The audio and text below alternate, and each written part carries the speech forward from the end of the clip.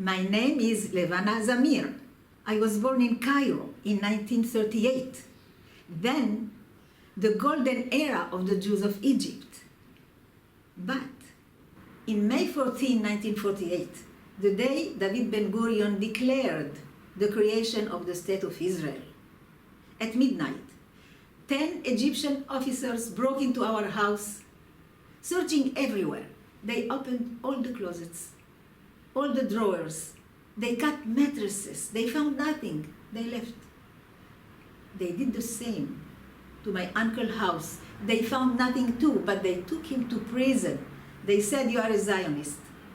He wasn't. He just wasn't. We had in Egypt a few groups of young people, Zionists, but not the generation of my father, our family. Next day, they confiscated our family business, one of the biggest printing house in Cairo. And they did the same to 1,300 men, Jewish men, and 50 women, putting them in prison for 1.5 years without any trial. But my own trauma was next day when I went to school. The teacher told me, "They took your uncle to prison." I couldn't believe. I cried and ran to my mother asking her, "Is that true? My uncle is a criminal?" She told me calmly, "No, your uncle is not a criminal. They took him just because we are Jews." All of a sudden, for me, being a Jew was a crime. Well, at school, my best friend was a Muslim, and the second best friend was a Christian. We were the trio at school. But all of a sudden, I felt marginal. Then persecutions began. My elder brother, 16 years old then, was beaten in the street by a group of young Arabs until bleeding. Then, in June 1948, a bomb exploded in the Jewish quarter of Cairo, killing many, and with hundreds of Jews wounded. It was horrible. And again, in September 1948, another bomb exploded. Buildings collapsed with people inside.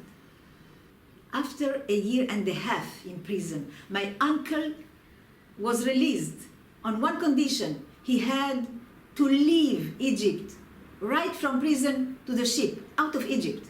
He was expelled. Then they came to my father, telling him, "You will find your brother on a ship that day, that hour, and you are invited to leave too at Faddalu." We had to leave. And we did. The ship took us to France, to a Jewish refugees camp in Marseille. It was horrible for my parents. In the streets of Marseille, people called us sale juif, dirty Jews. Then my mother told my father, "I want to go to a country where everybody is a Jew," so nobody could tell my children "Idbahul Yahud" anymore. And we made Aliyah. The first years were very, very difficult. In the Ma'abara for 3 years. We went out from the Ma'abara. Today, from the 100,000 Jews in Egypt during the 50s, are left only 4 widows who were married to non-Jews and the president of the community, and 1 man in Alexandria. They all left or were expelled like us, leaving behind all their assets, their life, their identity.